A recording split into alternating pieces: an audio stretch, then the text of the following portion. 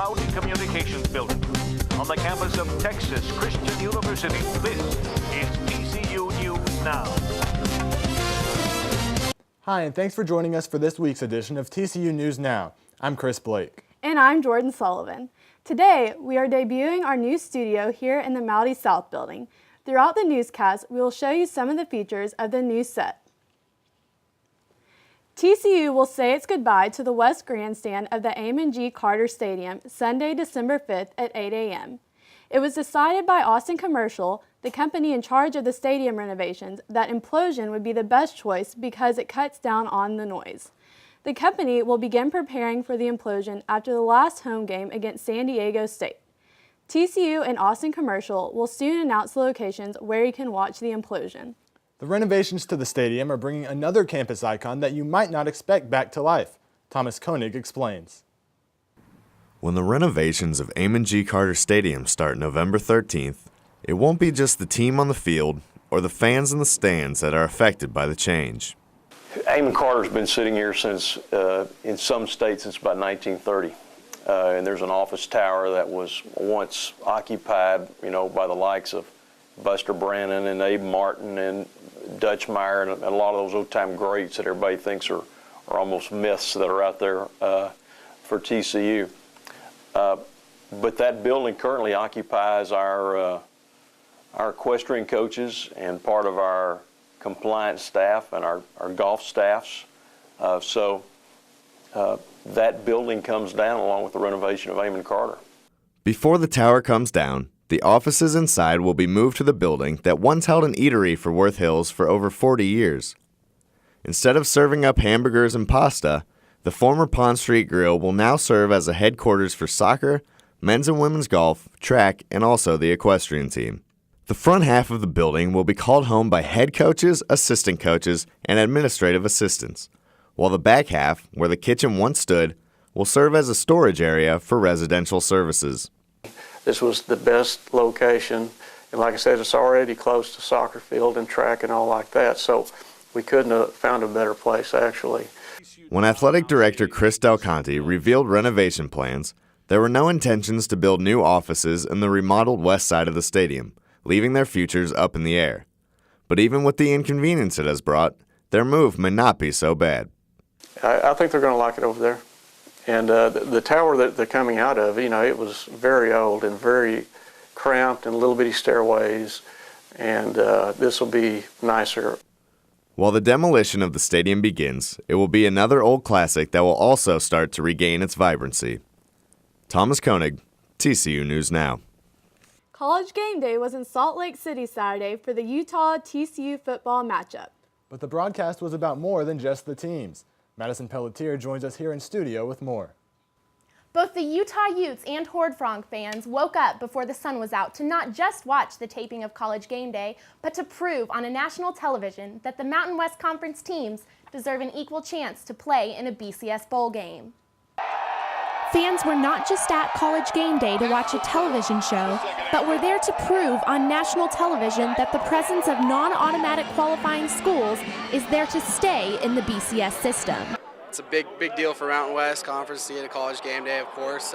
3 versus 5, it's huge. The fans were hoping that Game Day would prove that an undefeated team from a non-automatic qualifying conference was enough for either team to play in a BCS championship game. ESPN analyst Chris Fowler said that Game Day was different for Utah and TCU because of each school's position in the BCS system.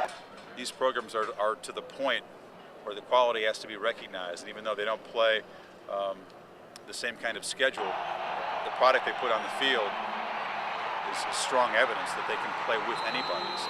Fowler said that he is not a fan of the BCS system, and TCU, Boise State, and Utah are the perfect examples of this situation. I think that unfortunately where we are is that the winner of this game has to make a strong statement that just winning against a really good team in a pressure game isn't enough. You have to put up the style points too. If the winner of this game wins out and is excluded from the championship pick, I don't think that's right, whether it's Utah or TCU or Boise.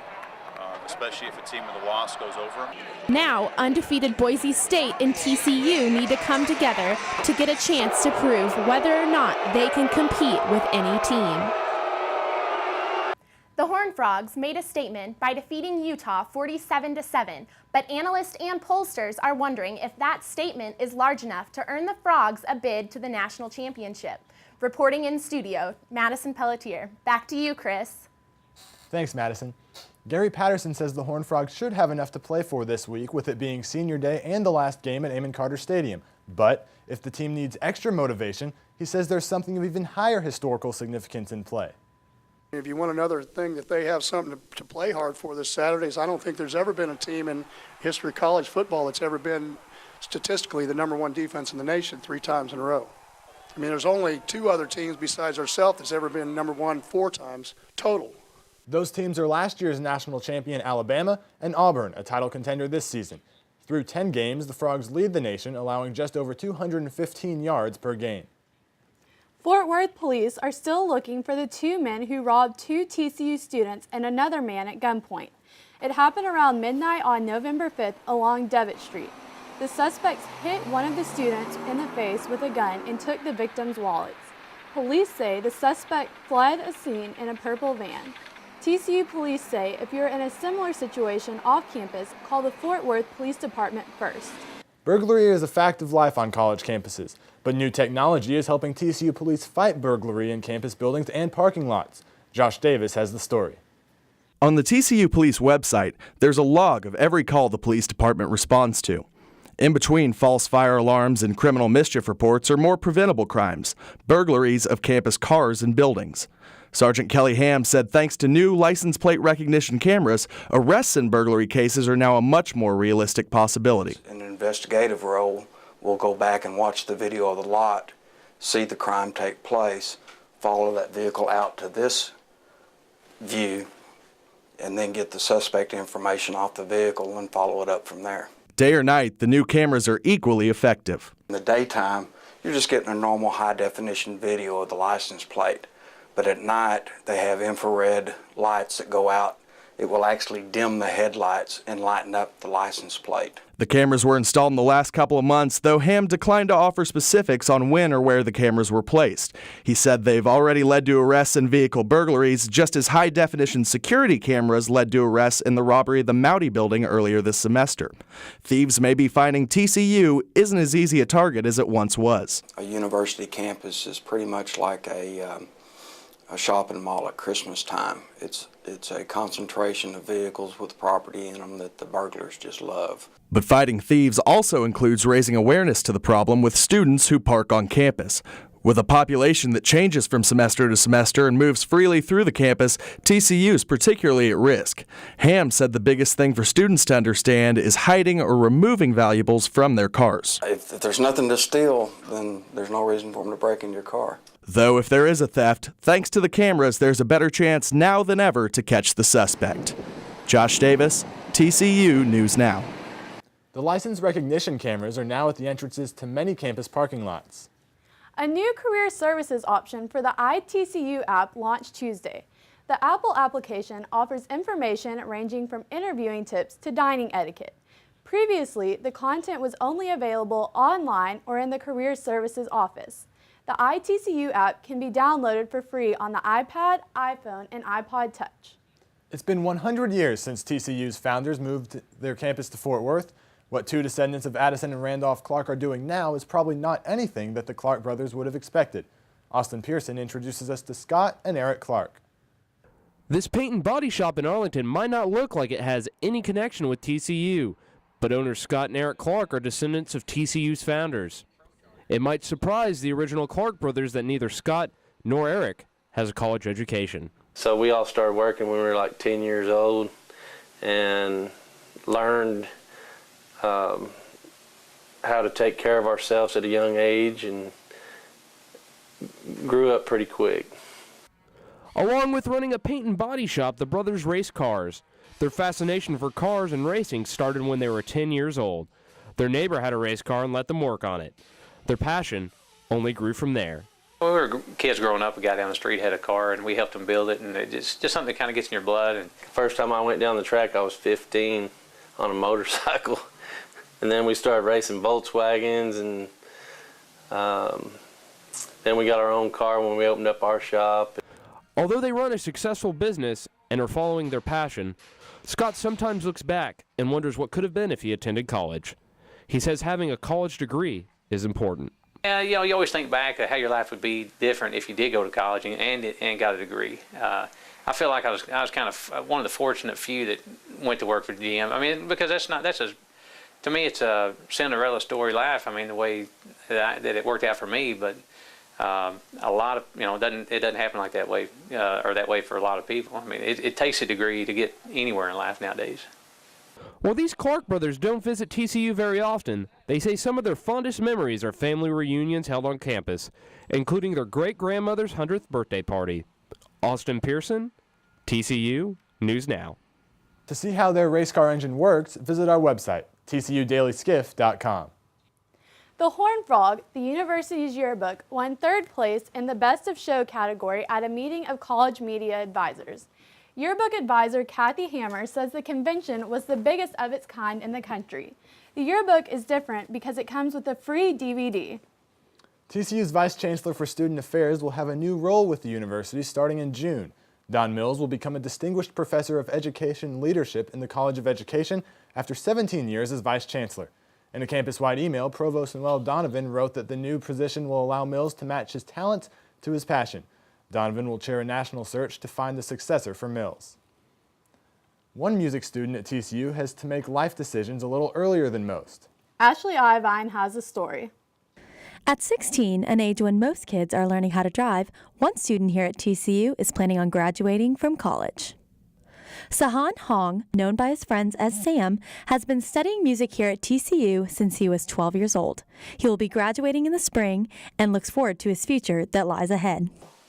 I mean, my goal is to play the piano, perform the piano, and teach music as well.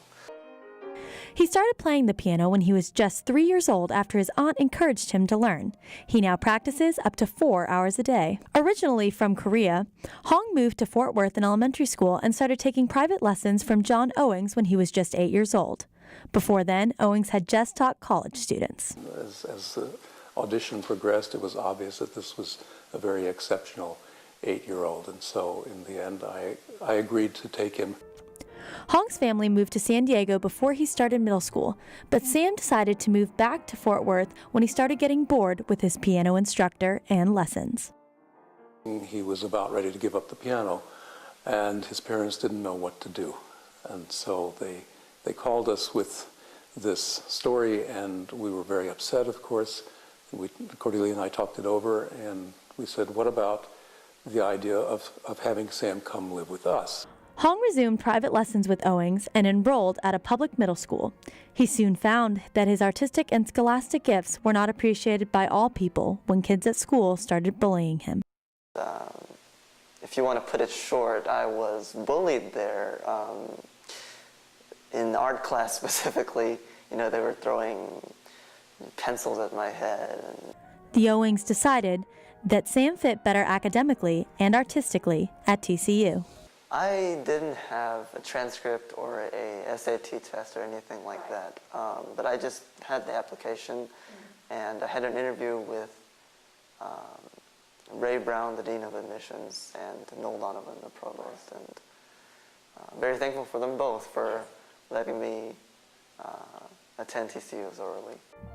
Like everyone graduating from college, Hong is focused on figuring out where to go with his talent.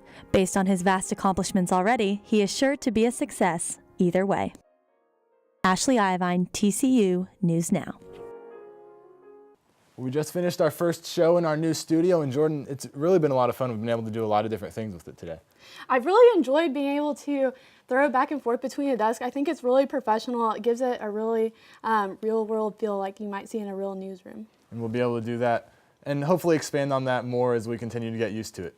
That's it for TCU News Now this week. I'm Chris Blake. And I'm Jordan Sullivan. For our latest updates, check out our website at tcudailyskiff.com. We'll see you next time.